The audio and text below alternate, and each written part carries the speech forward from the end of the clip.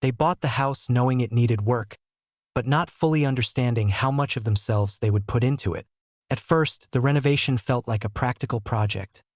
Budgets, timelines, materials, endless decisions. But very quickly, it became something more personal. This wasn't just about fixing walls or replacing floors. This was about shaping a space that reflected who they were and who they were becoming together. Every choice carried weight, not because it had to impress anyone, but because this house was finally theirs. They agreed early on that the renovation wouldn't follow trends. No safe whites everywhere, no copy-paste interiors pulled from catalogs. They wanted color, depth, mood. The living room became the heart of the experiment. Instead of bright tones, they chose warm, complex shades, deep olive walls mixed with muted terracotta accents. Natural wood floors grounded the space, while soft lighting gave everything a calm, evening-like atmosphere even during the day. Felt earthy, mature, lived in before it was even finished. Friends questioned the choices. They didn't explain. They didn't need to. The kitchen surprised them the most. Instead of sterile surfaces, they went for matte finishes in dark blue-green tones, paired with brushed brass details that caught the light subtly. The space felt confident without being loud. Cooking there became slower, more intentional. Even simple meals felt different, as if the room itself encouraged presence. Arguments that started over cabinet placement ended with laughter, hands dusty with paint, realizing how ridiculous and intimate it was to care this much about a shared space. The bedroom was where emotion entered the renovation fully. They chose deep, smoky tones, charcoal mixed with soft plum undertones, creating a space that felt protected rather than dark.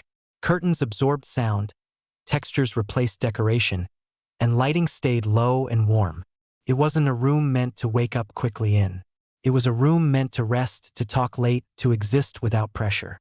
Lying there after long days of work, they felt the house slowly becoming a home not because it was finished, but because it held them exactly as they were. The renovation tested them in unexpected ways. Decisions sparked tension. Delays tested patience. Mistakes forced compromises. But instead of pulling them apart, it taught them how to choose together, how to listen, how to step back when control turned into ego. The house absorbed those lessons quietly, room by room, layer by layer. When the renovation finally ended, nothing felt perfect, and that was the point.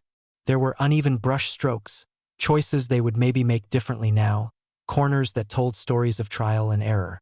Standing in the finished space, surrounded by colors that felt deeply intentional, they understood something important.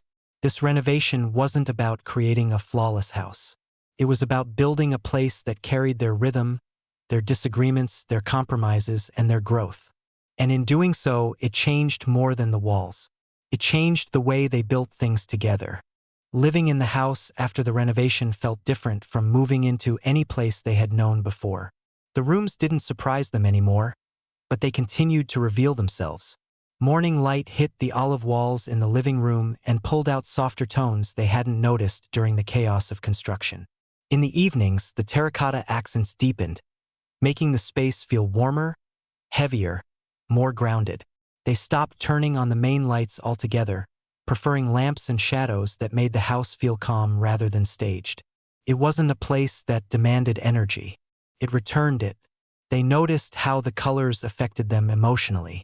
Stress from work didn't follow them inside the same way it used to. Conversations slowed down naturally, voices lowered without effort. Even disagreements felt different now.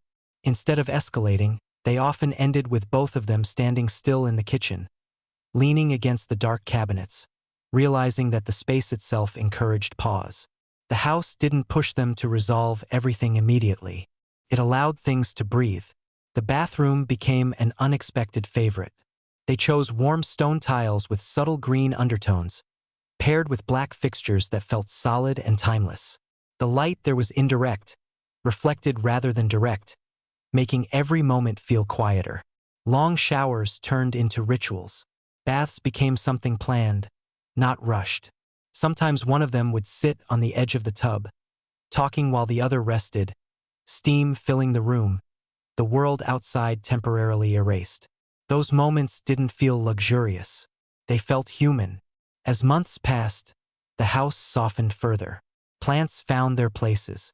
Books stacked naturally instead of decoratively. Scratches appeared on the floors, fingerprints on matte surfaces, small marks of real life. Instead of bothering them, these signs felt comforting. Proof that the house was being lived in, not preserved. Friends who visited often commented on how the place felt deep or calm, without knowing why. They never corrected them. Some things didn't need explanation. One evening, sitting together in the living room, surrounded by the colors they once argued over, one of them said quietly that the renovation had taught them something important, that choosing boldness together was harder than choosing safety, but far more rewarding. The other nodded, understanding that this house wasn't just a result of taste or courage. It was a reflection of how they learned to trust each other's vision, to compromise without erasing themselves, to build something that didn't follow rules but felt true. The renovation was long finished, but its impact continued. Every wall, every shade, every imperfect corner carried the memory of effort and intention. And in that house, filled with color and quiet strength, they didn't just live. They learned how to create space not only around them but between them, where growth felt possible and staying felt right.